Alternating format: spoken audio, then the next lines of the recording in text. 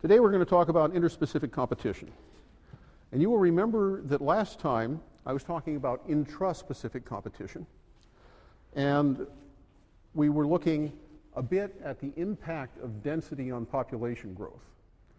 And I want you to remember that if an individual is encountering increased population density during its life as it grows from a zygote up through an adult and reproduces, the effect of increasing density will be to decrease its growth rate. It will be smaller when it matures. It will have fewer babies. Often the babies will be of lower quality, and the mortality rates in the population will be higher. So that's the general impact of intraspecific competition. However, animals don't live in a world, and plants don't live in a world, where they only encounter other members of their own species. They're often living in a complex ecological community. And so what we want to do is understand what happens to them in a complex community. And I'm going to do this by showing you some classical descriptive patterns, then move through to some experiments that demonstrate competition, give you an abstract conceptual framework in which to think about this, and then return to the complex reality of competition at the end. Okay? So a reminder that it's often useful when you're thinking about interactions between species to just use simple logic. You'll remember in an earlier lecture, I said don't be afraid of using simple logic in constructing your papers. This is the kind of thing that could lay down a nice, simple, introductory logical framework for something that you're dealing with. This particular one is about biological interactions in communities.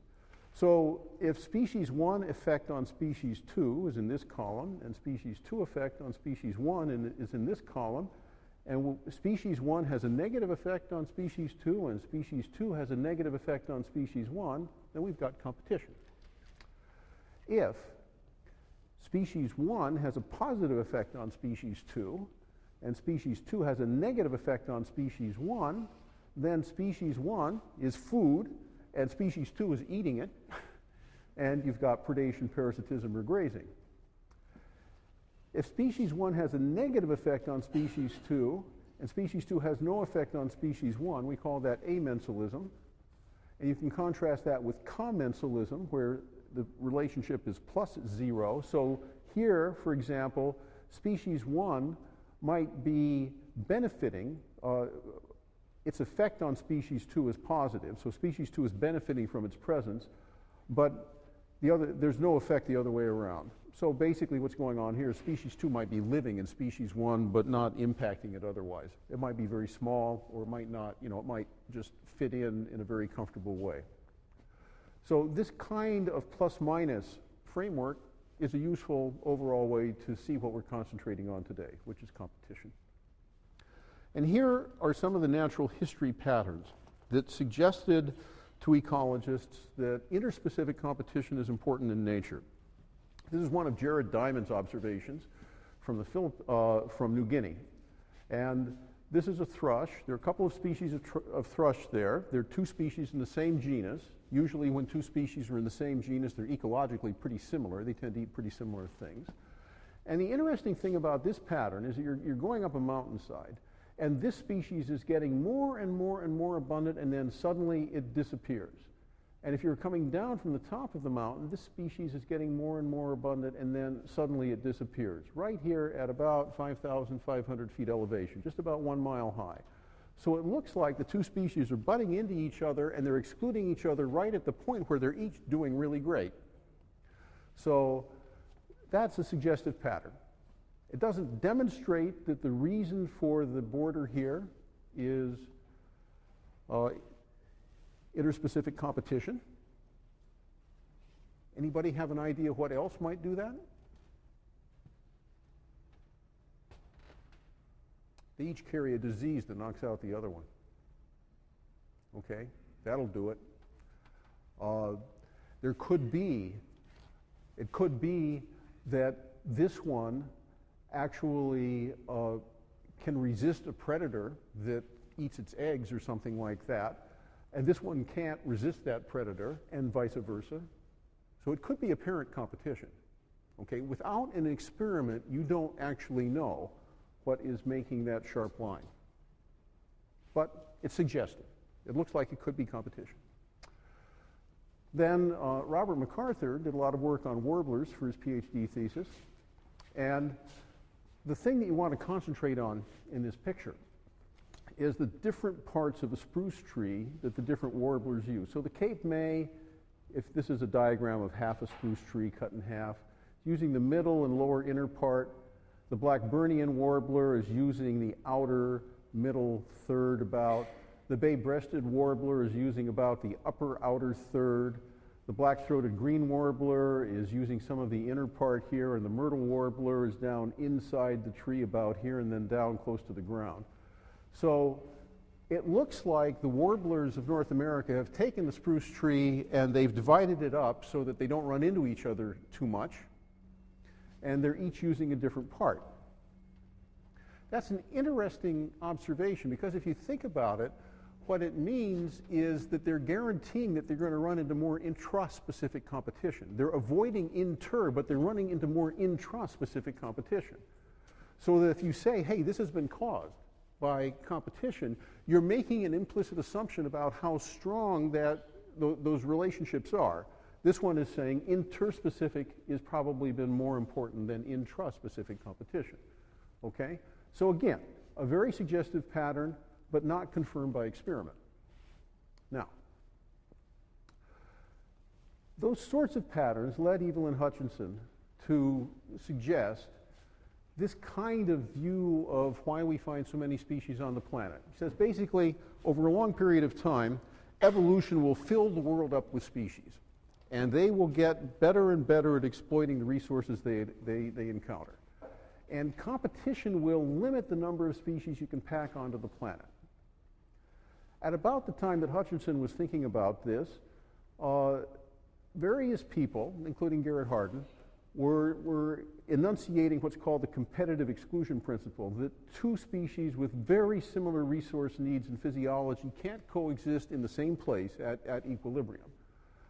So the assumptions behind that are that we're looking at an equilibrium that's established after a long time, that the competitive exclusion principle applies. That means two species cannot occupy exactly the same niche, which is what it looks like is going on with the warblers and the thrushes in New Guinea, and that the diversity is determined primarily by competition rather than by predation or by disease or something like that. So let's see to what extent this kind of thinking has occasionally been confirmed in nature.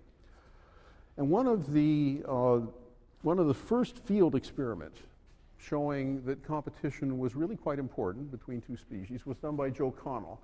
Joe Connell is a much revered emeritus professor at the University of California at Santa Barbara now. He did his PhD thesis at the University of Edinburgh in Scotland, and he worked on barnacles that were living in the rocky intertidal in Scotland. And in particular, he contrasted Balanus balanoides and Thamylus stellatus. And Balanus is big and Thalamus is small. And the pattern that he found, and he confirmed this by doing manipulation experiments in the field, is that the larvae of Balanus, which is big, settle out over a big tidal range. This is mean higher water, this is mean lower spring water, this is mean lower normal tide range. Okay, so once a month the tides get this high, and at that point the larvae of Balanus can settle out over the whole tidal range. However, Balanus is sensitive to drying out, and so as these larvae grow up, many of them die because they're getting desiccated, and so the upper range of Balanus drops. However, it does just fine over the whole tidal range below that. And down here, the problem that Balanus is encountering is that primarily there are other Balanus around crowding them out. And by the way, when two barnacles grow right up next to each other, one of them can actually grow under the other and pry it off. So it'll fall off. So you might think that barnacles look like extremely boring, slow-moving rocks, but in fact they have a little bit of direct competitive activity for space. Thamylus is a little guy, and what Thamylus does basically is it gets a refuge up in the dry part of the upper intertidal. Its larvae can actually settle pretty high up, and it can survive up here where Balanus cannot. So its problem is primarily getting scrunched by Balanus at lower tidal ranges. And by doing caged experiments and removal experiments where he actually took one type or the other off the rock and came back and he actually mapped them out, so he followed each individual, Connell could show that this was what was going on. Another famous set of early competition experiments were done by Gauze. Gauze was a Russian ecologist who became a Russian epidemiologist, and he did some early work back in the 1920s using paramecia. And he used 3 species, Aurelia caudatum and Bursaria. And what he showed basically is that if you grow them alone, this is their density that you can measure per milliliter. And if you grow them together, that Aurelia will exclude caudatum completely, and that if you compete caudatum and Bursaria together, they can actually coexist. So from these early experiments, it did look, by the way, in this circumstance, they are both persisting at much lower population densities than when they're alone. You can see that from the y-axis. This goes up to 75, that goes up to 200. So they are depressing each other's densities. You can tell that they're competing because of that observation, but they manage to coexist. They don't go extinct. So it looked here like there were 2 possible options. One wins and the other goes extinct, or they coexist. Now, over the last 50 or 60 years, there have been a lot of competition experiments done. And after Connell and then later Bob Payne, who was working more on predators, did these removal and caging experiments, people had a frenzy of experimentation out in nature where they would remove one species and then see what happened to another. Nelson Harston did it with salamanders down in North Carolina on a huge scale in the Appalachian Mountains, and managed to demonstrate that if you pull one salamander out, the density of the other one increases, and they grow faster and they have more babies. So you can, by removing one, you can demonstrate that there is competition going on. In all of those many experiments, one of the important take-home points is that the results are usually highly asymmetric. That means that the removal of one of the competing species has a much bigger impact on the other. Species 1 having a big impact on species 2, and removing species 2 often doesn't have such a big impact on species 1. So asymmetric competition appears to be fairly common. And it can get so asymmetric that it may be amensalism rather than competition. So in some cases, you get removing one has no impact on the other, whereas you do it the other way around and there's a big impact. Okay? So there's a continuum of these kinds of cases. And often what's going on is that competition for one resource is reducing the ability of a species to compete for another. So for example, if plants are competing by shading each other out, then the plant that's getting shaded is having a harder time building roots, which is giving it difficulty getting to water. So you can see there can be a cascade of effects that interspecific competition might trigger. And just as a side note, plants have developed an early warning system to indicate whether they're coming into competition. I mean, they can't tell them whether they're dealing with another species or not, but if they're starting to get shaded by another species, then, or by another plant, then the ratio of near red to far red light that's coming into their chloroplasts is getting shifted by being shaded, and they actually produce a hormone that gives a signal to the plant, oh, I'm getting shaded in that direction, and they will grow a branch out in the other direction. So they'll grow away from shade and toward light. And they actually have an early warning system that's detecting competition. Annie Schmidt up at Brown University has done interesting work on that. Now, how to conceptualize all of this? Well, if we take those observations we had from the last lecture on density dependence, this guy, Verhulst, who was a Belgian demographer, developed a simple modification of the exponential equation that we were looking at. And the key idea there is that as density goes up, the per capita rate of increase is going to decline. So it's going to decline linearly until it reaches 0 at k. And if you look at this right here, so density goes up And when n equals k, you have 1 minus 1, which is 0, and that means that the rate of change of population per unit time equals something times 0. Okay, so it levels out. And that's what's going on right here. This is increasing, but the rate at which it's increasing is being affected by the density. So density is on this axis, k is right here, and as you get that n closer and closer to k, this part of it's getting closer and closer to 0, so the multiplication rate is dropping and it smooths right out. In fact, in this simple model, the maximum rate of increase is at 1/2 when n is equal to 1/2 k.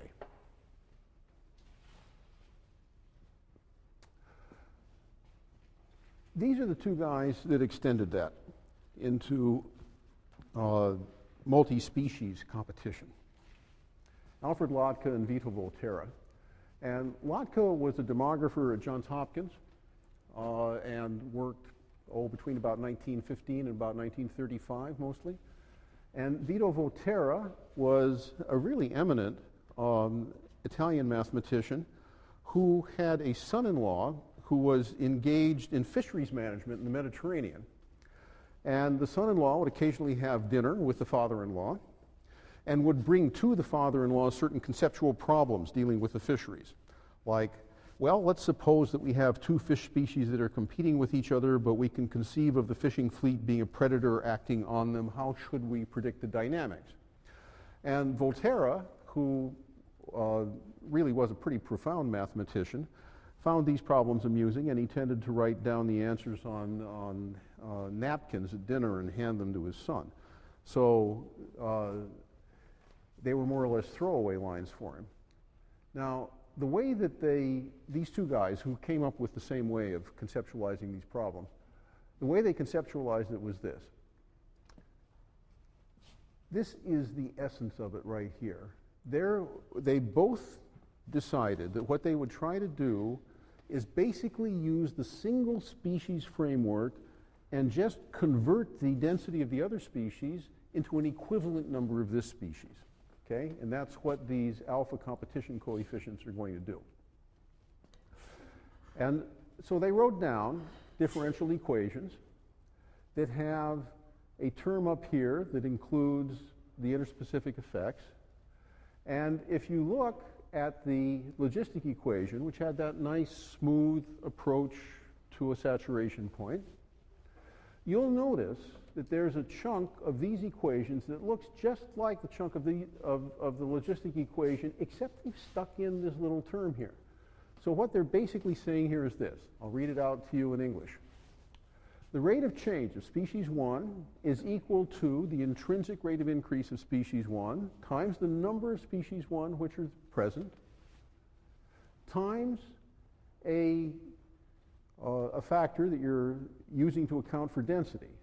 And the way you account for density is take the carrying capacity of species 1 and you ask how far away from that carrying capacity are we? Well, we have to subtract the number of species 1 which are there.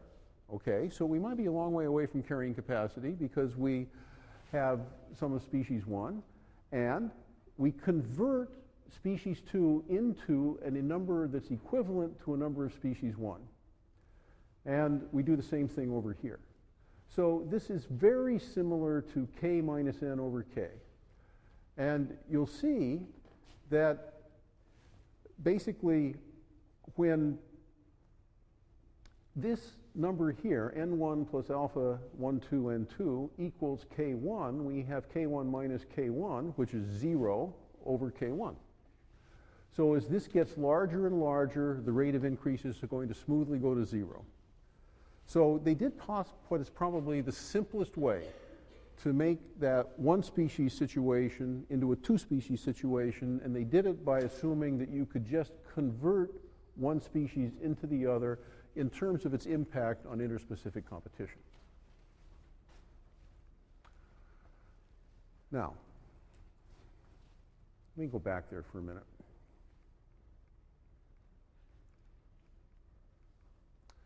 These differential equations are not easy to solve.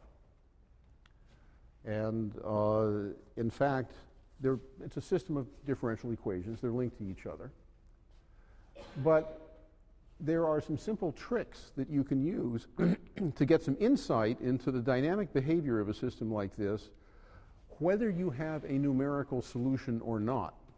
And so I'm now going to show you that simple trick, and we'll practice it a little bit. So here we have plots of N1 versus N2. So what we have done is we've created a phase space, and it's important to realize what I'm talking about now.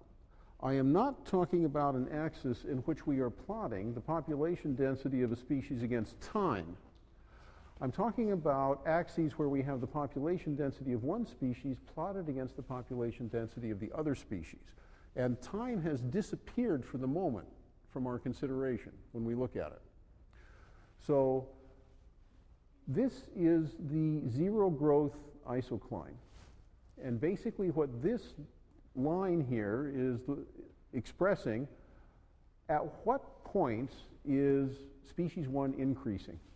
And the answer is that if there aren't any species 2 present, so we're down at 0 on the y-axis, no species 2 present, it reverts to the simple logistic model, and species 1 will increase up to the point where it hits its carrying capacity, k.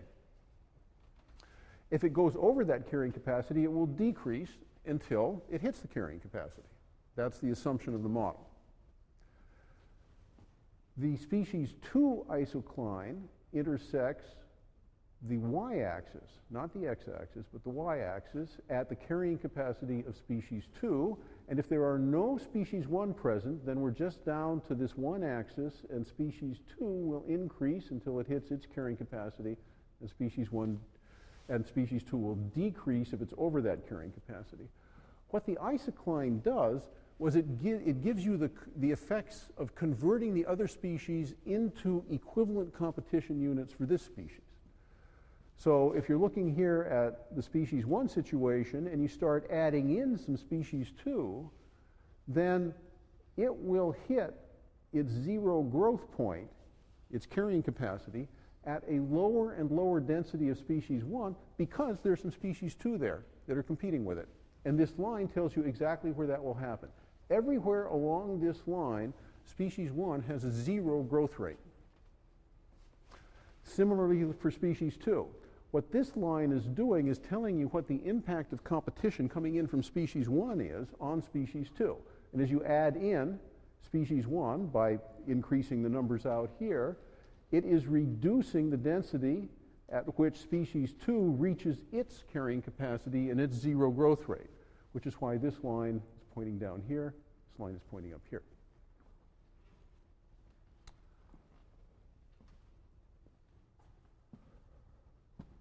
I'm now going to show you the 4 possible outcomes of putting these things together. But before I do it, I'd like you to take a moment and turn to your colleague and explain to them what these axes mean and why the arrows point in those directions. And then I'd like to take any questions about somebody that doesn't understand this, because when I show you the next picture, if you haven't got that clear in your mind, the next picture is just going to be a little hard to digest. So take a minute and try to explain this to each other, and then ask me questions if you don't get it.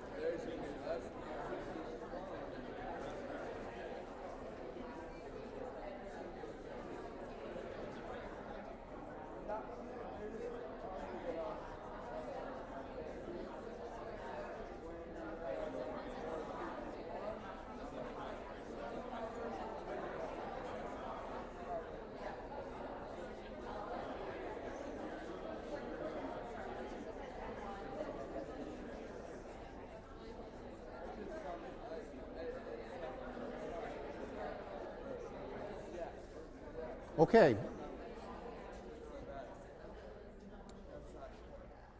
We have the opportunity for an immediate quiz on how well you got it, because when I show you the 4 possible outcomes, I can ask you to explain why the vectors move in the direction that they do.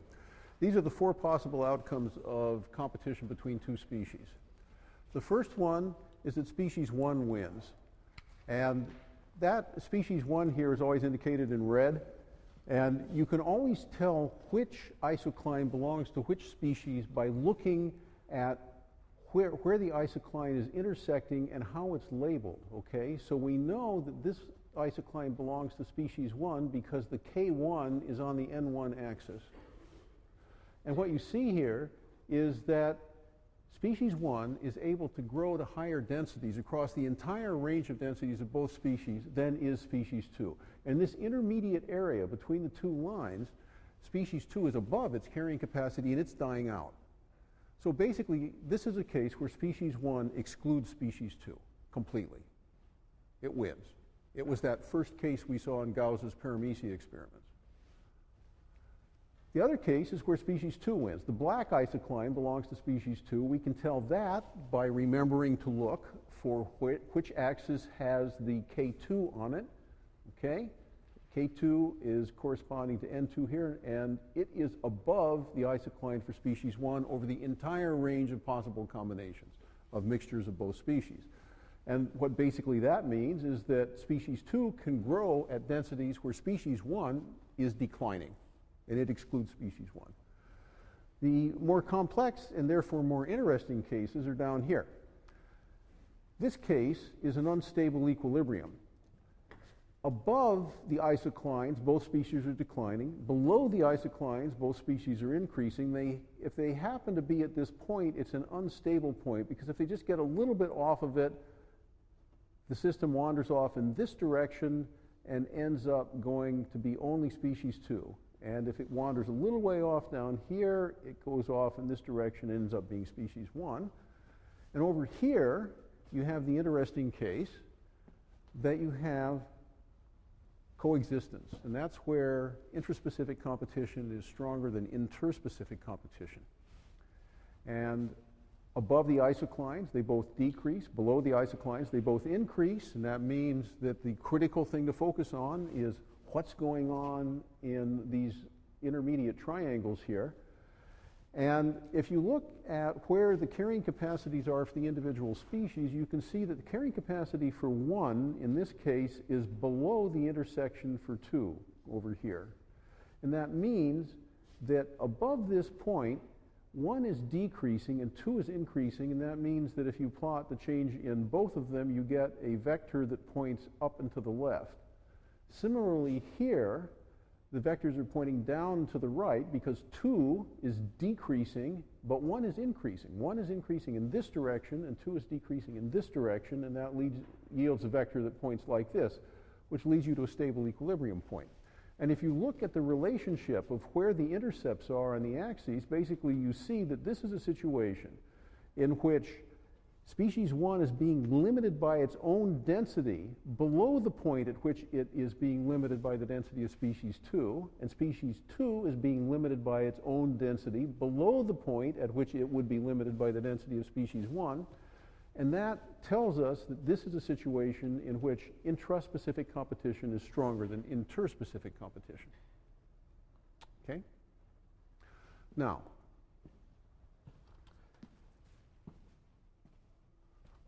if you were faced with that issue on an exam, and I plotted N1, N2, and I just put down 2 lines like this, and I drew K1 here, and I drew K2 here, which of the 3 cases do we have?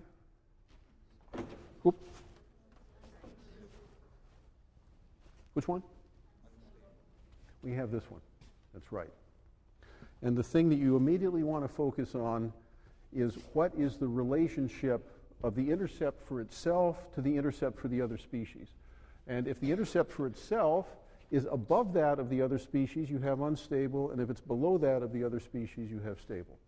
Now, do any of you feel confident that you know why this looks like that? If you were up here at the board with me, how would you convince me that I should draw the arrow in that direction?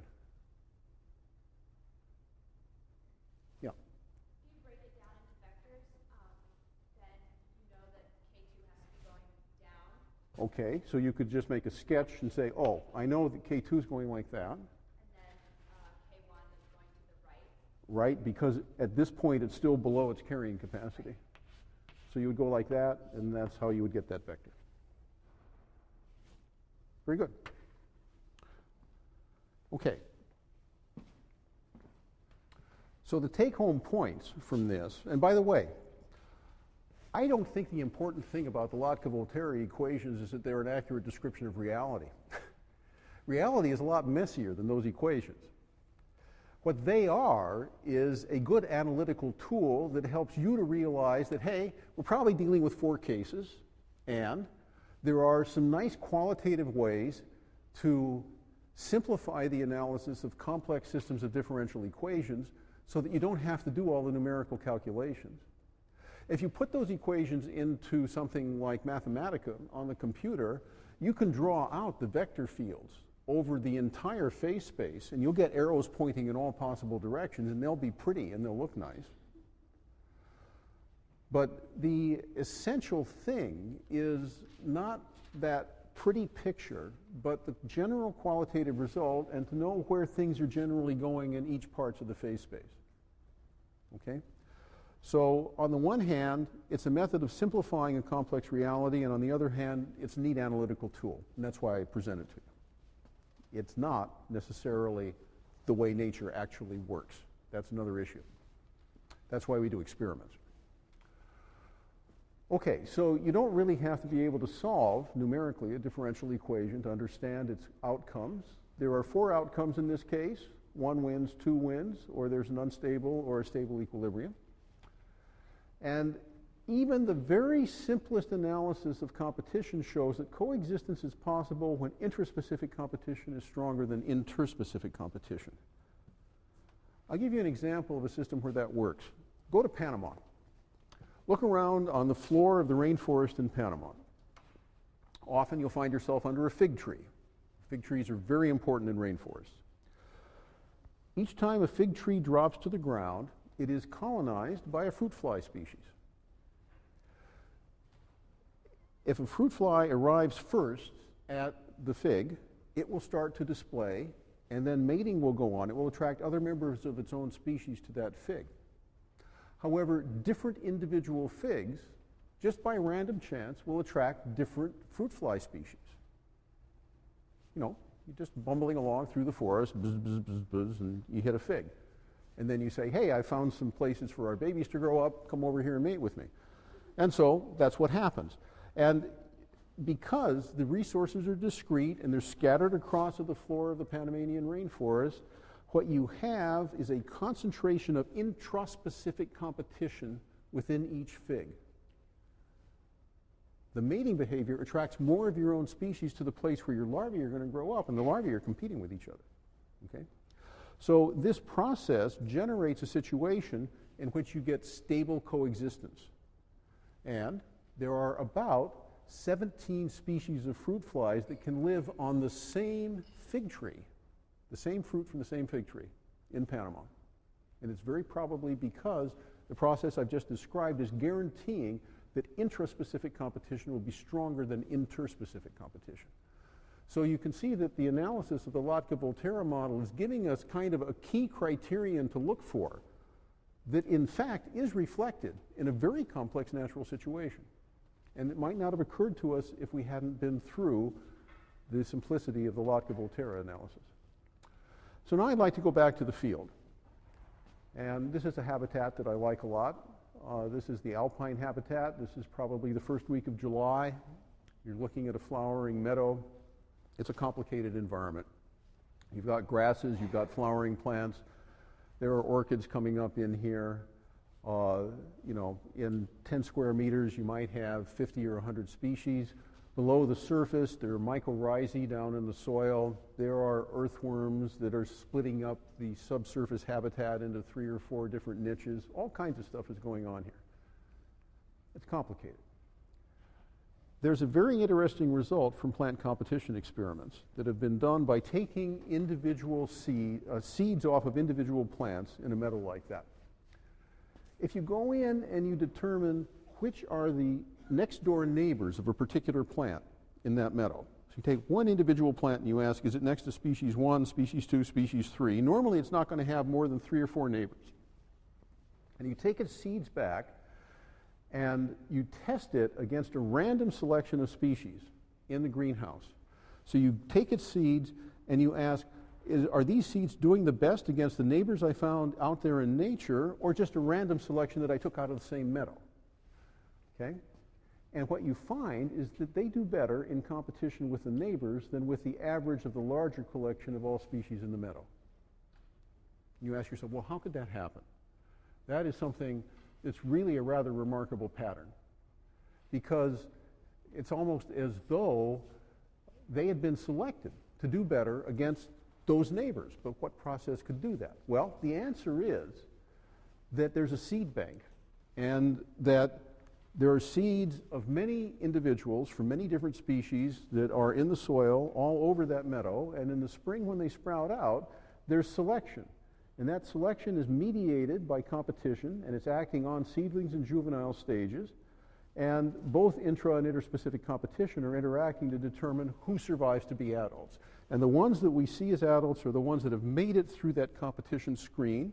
And if, there were 20 or 30 or 50 possible seedlings that were starting up to yield just one plant surviving, you can see how that pattern would be generated. And so in every generation out in the meadow, interspecific competition is mediating the distribution of the plants that we see. And the fact that selection is effective is an indicator that there's a lot of genetic variation within each of those species for competitive ability. This selection couldn't work unless there were genetic variation among individuals in each species, so that each species consists of a whole variety of possible competitive mechanisms. Some of them do well against one neighbor, some of them do well against another. As a result of which, you get the maintenance of quite a few different species in the meadow and quite a few different genotypes within a species, both. Okay, so to sum up interspecific competition, it really does occur. It does help to shape communities in nature. It's not the only thing shaping communities in nature, but it's one of the things that shapes them. And it is often asymmetric. So often you have a situation where the bully wins. It's frequently been demonstrated both in field and in lab, and the best way to demonstrate it in the field is to remove one species and see what happens to the other. There is an analytical framework called the Lotka-Volterra model that helps us to understand and pull together the results of these experiments, and it points us to a key conclusion. And the key conclusion is that you'll get coexistence when intraspecific competition is stronger than interspecific competition. This kind of model and others predict that both competitive exclusion and competitive coexistence are possible, depending on the circumstances. And so it was probably a mistake to enunciate the competitive exclusion principle as something that must apply at all times and all places in ecology, because under the particular circumstance of strong intraspecific competition, coexistence is possible. Exclusion is not the only logical outcome. Okay, next time, predation, disease, and I'm going to be very interested to see what you do with it.